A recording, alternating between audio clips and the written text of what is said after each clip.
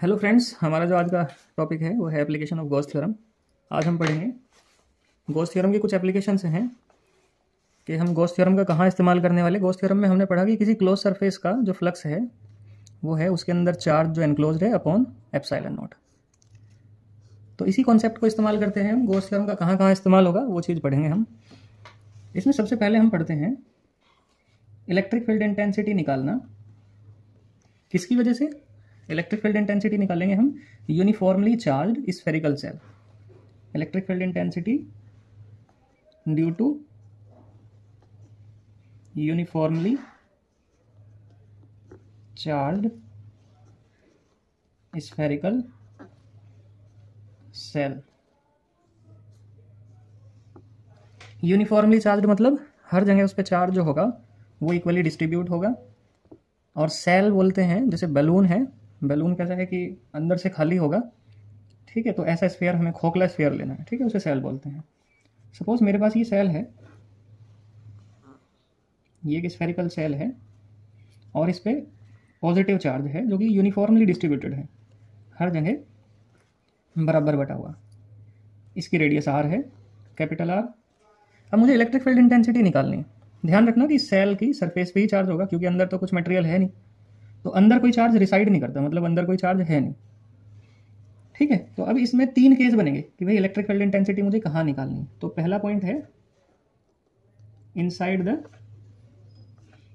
Cell, cell के अंदर electric field intensity कितनी होगी। मान लिया ये कोई पॉइंट है जो सेल के अंदर है और मुझे इससे यहाँ पे इलेक्ट्रिक फील्ड इंटेंसिटी निकालनी। तो सबसे पहले मैं क्या करूँगा, सबसे पहले मैं इस पॉइंट से पास होने वाली गॉसियन सरफेस ड्रॉ करूँगा। अब ये गॉसियन सरफेस क्या है?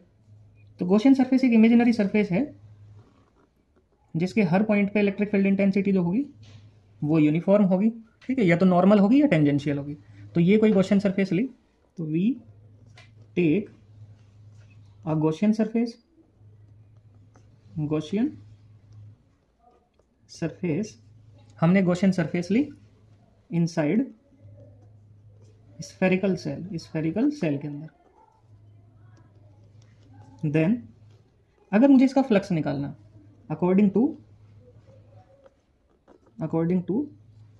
गॉस थ्योरम, गॉस थ्योरम के अकॉर्डिंग इसका जो फ्लक्स होगा वो होना चाहिए q upon epsilon naught, charge इसके अंदर। और सिंस क्यू की वैल्यू क्या है, जीरो है, कहाँ? इनसाइड द सेल, क्योंकि सेल के अंदर कोई चार्ज तो नहीं है, सेल के तो बाहर ही है सारा चार्ज। और गॉस थ्योरम तभी अप्लाई होगी जब गॉसियन सरफेस के अंदर कोई चार्ज होगा। अब क्योंकि इसके अंदर चार्ज नहीं है तो फ्लक्स कितना होगा? फ्लक्स होगा जीरो। फ्लक्स का फॉर्मूला हमने पढ़ा E dot A, E dot A zero, इसका मतलब electric field zero.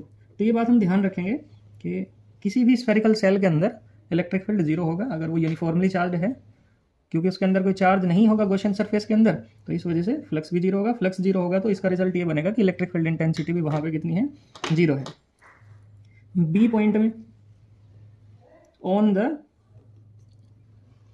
Surface of shell, shell की सरफेस पे, ये पॉइंट हम लास्ट में देखेंगे। इससे पहले एक पॉइंट हमें देखना कि आउटसाइड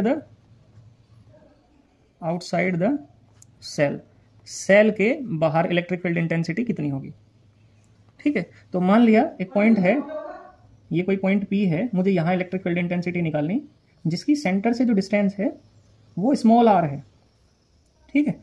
स्मॉल आर जो होगा वो ग्रेटर होगा कैपिटल आर से। यहाँ स्मॉल आर लेस देन होगा कैपिटल आर से। यहाँ स्मॉल आर की वैल्यू इक्वल होगी कैपिटल आर के। मतलब जब सरफेस पे होंगे तो ये आर जो होगा तब ये रेडियस के इक्वल होगा, जब हम सेल के अंदर होंगे तब ये आर रेडियस से कम होगा, और जब हम आउटसाइड द सेल होंगे तो ये जो डिस्टेंस होगी ये रेडियस से ज़्यादा होगी, ठीक है। अब गॉस थ्योरम अप्लाई करने के लिए, क्योंकि मुझे यहाँ पे इलेक्ट्रिक फील्ड इंटेंसिटी निकालनी, तो मुझे closed spherical shell, closed Gaussian surface draw करनी पड़ेगी। तो मान लिया मेरे पास ये कोई गॉसियन सरफेस है, ठीक है। ये गॉसियन सरफेस है तो इस पर एक हम स्मॉल एरिया एलिमेंट लेंगे, क्योंकि पूरी पे electric field intensity directly calculate नहीं कर सकते। क्यों नहीं कर सकते? क्योंकि इलेक्ट्रिक फील्ड इंटेंसिटी की जो डायरेक्शन है वो हर पॉइंट पे अलग अलग है। तो हम क्या करेंगे, एक छोटा सा एरिया एलिमेंट का फ्लक्स कैलकुलेट करेंगे, देन उसे इंटीग्रेट कर लेंगे। तो यहाँ जो इसका एरिया एलिमेंट हमने जो लिया, मान लिया उसका एरिया जो है वो डी ए है, ठीक है, स्मॉल एरिया एलिमेंट। वेक्टर बना लिया से, इसके नॉर्मल इसकी डायरेक्शन होगी, हमने पहले पढ़ा कि एरिया वेक्टर की जो डायरेक्शन हुआ करती है वो सरफेस के नॉर्मल होगी। इलेक्ट्रिक फील्ड भी सरफेस के नॉर्मल होगा। तो इससे क्या बना कि यहाँ इन दोनों के बीच में एंगल बना थीटा, और थीटा जो कि कितना है, 0 है। हमें पता कोस 0 की वैल्यू कितनी होगी, 1 होगी। ठीक है, तो सबसे पहले तो हमने क्या करा, we draw a Gaussian surface. सबसे पहले हमने गॉसियन सरफेस ड्रॉ करी, Gaussian surface. Then take a small area element, on it flux. अब हमें क्या निकालेंगे, flux through this element, this element. इस एलिमेंट से कितना फ्लक्स लिंक होगा, वो होगा D phi is equal to E dot D A. तो E D A cos theta, तो ई डी ए और कोस थीटा कितना है, कोस थीटा है हमारा 1। तो जो फ्लक्स बना वो बना E D A. Total flux निकालने के लिए क्या करेंगे, हम इंटीग्रेशन कर देंगे इसका, वी इंटीग्रेट बोथ साइड। ठीक है, तो डी फाई इसका इंटीग्रेशन, और ऐसे ही इधर ई डी ए इसका इंटीग्रेशन। डी फाई का इंटीग्रेशन बना फाई, ई कांस्टेंट है, ई की वैल्यू कांस्टेंट है, ये बात ध्यान रखना। ई का जो मैग्नीट्यूड है इस गॉसियन सरफेस के ऊपर कांस्टेंट होगा, हाँ डायरेक्शन अलग अलग होगी, इसी वजह से हमें एक स्मॉल एरिया एलिमेंट लेना पड़ा। ई और डी ए का इंटीग्रेशन बन जाएगा ए, ए फॉर एरिया। ये जो गॉसियन सरफेस है इसका एरिया होगा 4 पाई स्मॉल आर स्क्वायर, क्योंकि इसकी रेडियस जो है वो है small R. According to Gauss theorem, according to Gauss theorem के अकॉर्डिंग फाई किसके इक्वल होगा, फाई होगा Q upon epsilon naught. Gauss theorem के अकॉर्डिंग जो फ्लक्स होगा वो कितना होगा, क्यू अपॉन एप्सिलॉन नॉट। इस गॉसियन सरफेस के अंदर टोटल चार्ज कितना है, वो क्यू है, क्योंकि ये जो पूरी स्फेरिकल सेल है इस गॉसियन सरफेस के अंदर आ रही। तो इस गॉसियन सरफेस के अंदर इस सेल का पूरा चार्ज आएगा, और वो कितना है, क्यू अपॉन, सॉरी वो चार्ज है क्यू। इस वजह से फ्लक्स कितना बना, फ्लक्स बना क्यू अपॉन एप्सिलॉन नॉट। ठीक है, तो इन दोनों को हम कंपेयर कर लेंगे, कंपेयर करेंगे तो बनेगा Q upon epsilon naught is equal to E into 4 pi R square. तो अगर मैं ई की वैल्यू निकालूंगा तो ये 4 पाई आर स्क्वायर अपॉन में चला जाएगा, तो ये बन जाएगा 1 अपॉन 4 पाई एप्सिलॉन नॉट को एक साथ लिख लिया, क्यू अपॉन आर स्क्वायर। तो ये वाली वैल्यू होगी किसके लिए, electric field intensity outside the spherical cell. अगर हम सरफेस की बात करें, अब ये तीसरा केस जो हमने बी पॉइंट में लिखा था, कि अगर हम सरफेस की बात करें तो सरफेस पे क्या होगा, सरफेस पे होगा कि आर जो है वो किसके इक्वल बना, कैपिटल आर के। Then E is equal to बन जाएगा हमारे पास 1 अपॉन 4 पाई एप्सिलॉन नॉट। आप इसी फॉर्मूले को थोड़ा एडवांस करके इधर देखेंगे, ये बनेगा क्यू अपॉन स्मॉल आर की जगह कैपिटल आर स्क्वायर आ जाएगा, electric field intensity on the surface of the spherical cell.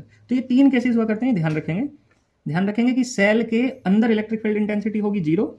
ये क्वेश्चन काफी बार बनता है, 1 नंबर में डायरेक्टली क्वेश्चन पूछ लिया जाया करता है कि अगर एक हमारे पास यूनिफॉर्मली चार्ज सेल है जिसकी रेडियस कैपिटल आर है, having charge q, then find the electric field intensity inside the spherical shell. Spherical shell के अंदर इलेक्ट्रिक फील्ड इंटेंसिटी पूछ लेगा वो हमारे से, तो वो कितनी होगी, वो 0 होगी। डायरेक्ट इसका आंसर लिखा जा सकता है, since there no charge reside inside the shell के अंदर कोई चार्ज नहीं हुआ करता, इस वजह से वहां इलेक्ट्रिक फील्ड इंटेंसिटी भी नहीं होगी। आउटसाइड द सेल निकालने के लिए हम एक गॉसियन सरफेस ड्रॉ करेंगे, उस सरफेस पे एक छोटा सा एरिया एलिमेंट ले लेंगे, एरिया वेक्टर, और इलेक्ट्रिक फील्ड की डायरेक्शन रिप्रेजेंट करेंगे, दोनों ही सेम डायरेक्शन में आएंगे, इस वजह से थीटा 0 बनेगा, कोस 0 की वैल्यू 1 हो जाएगी। देन उसका हम फ्लक्स निकाल लेंगे, तो जो कितना आएगा, ई डी ए आएगा, इंटीग्रेट करेंगे तो डी ए का ए बन जाएगा, और एरिया इस सरफेस का होगा 4 pi small r square. Gauss theorem के अकॉर्डिंग फ्लक्स कितना होना चाहिए, फ्लक्स होना चाहिए क्यू अपॉन एप्सिलॉन नॉट। हमने जो कैलकुलेट करा वो कितना है, E into 4 pi R square, दोनों को इक्वल रखा, इक्वल रखने पे ई की वैल्यू आई 1 upon 4 pi epsilon naught q upon R square. जब सरफेस पे निकालेंगे तो ये स्मॉल आर किसके इक्वल हो जाएगा, कैपिटल आर के, तब इलेक्ट्रिक फील्ड इंटेंसिटी होगी क्यू अपॉन आर स्क्वायर। ठीक है, एक जो रिजल्ट काफी इंपॉर्टेंट है, और ग्राफ भी मैं तुम्हें बता दे रहा, वो आप अपनी नोटबुक में बना लेना, इसका ग्राफ आया करता है, और ये ग्राफ काफी इंपॉर्टेंट है। सपोज ये वाला जो एक्सिस है, वाई एक्सिस पे हम इलेक्ट्रिक फील्ड इंटेंसिटी को रिप्रेजेंट करते हैं, और यहाँ हम रिप्रेजेंट करते हैं डिस्टेंस को, डिस्टेंस फ्रॉम द सेंटर। तो हमने देखा कि जब तक जो डिस्टेंस है सेंटर से वो रेडियस से कम है, मतलब इनसाइड द सेल है, तो तब तक इलेक्ट्रिक फील्ड इंटेंसिटी कितनी है, इलेक्ट्रिक फील्ड इंटेंसिटी है 0। और जैसे ही हम सरफेस पे पहुंचे, कहाँ पहुंचे, सरफेस पे, तो सरफेस पे बनी, अच्छा ये हम लिख सकते हैं, आप ध्यान से देखेंगे 4 पाई आर स्क्वायर क्या हो गया, इस सरफेस का, स्फेरिकल सेल का सरफेस एरिया हो गया। तो एरिया, चार्ज अपॉन एरिया कितना बनता है, सरफेस चार्ज डेंसिटी सिग्मा और अपॉन एप्सिलॉन नॉट। तो इस टर्म में भी आ सकता है, इसमें प्रूव करा सकता है कि prove that just outside the spherical cell the electric field intensity sigma upon epsilon not. तो ये यहीं से ही बन जाएगी, आप ध्यान से देखेंगे क्यू अपॉन 4πr² जो है वो किसके इक्वल होगा, सिग्मा के इक्वल होगा। चार्ज अपॉन एरिया किसके इक्वल है, सिग्मा के, तो ये यहीं से ही बन जाएगा। ठीक है, तो सरफेस पे इलेक्ट्रिक फील्ड इंटेंसिटी ये कितनी है, सिग्मा अपॉन एप्सिलॉन नॉट। और उसके बाद में हम देख रहे हैं कि इलेक्ट्रिक फील्ड इंटेंसिटी जो है वो डायरेक्टली प्रोपोर्शनल है 1/r² के, मतलब जैसे जैसे r की वैल्यू बढ़ती जाएगी इलेक्ट्रिक फील्ड इंटेंसिटी घटती चली जाएगी। तो इसका ग्राफ इस तरह से बनेगा। ठीक है, तो यहाँ electric field intensity directly proportional है 1/r² के, और यहाँ इलेक्ट्रिक फील्ड इंटेंसिटी है 0। ठीक है, ये आउटसाइड द सेल, और ये वाला जो एरिया है ये है इनसाइड सेल के अंदर। ठीक है, आप इससे जो भी न्यूमेरिकल आए या कोई क्वेश्चन आए तो आप ध्यान रख सकते हैं। मोस्ट प्रोबेबली इसका डेरिवेशन ही आएगा, तो डेरिवेशन को तैयार करके रहना। वो 3 केस इस तरह से बनेगा, r less than r, r equal to r, r greater than r, और उसके लिए ग्राफ भी बनवाएगा। तो इस तरह का एक ग्राफ बनेगा, आप उसे ग्राफ को प्लॉट कर देना। कभी कभी ये भी पूछ लिया जाया करता है, तो इससे कोई भी क्वेश्चन आए वो आपका पेपर में कवर हो जाएगा।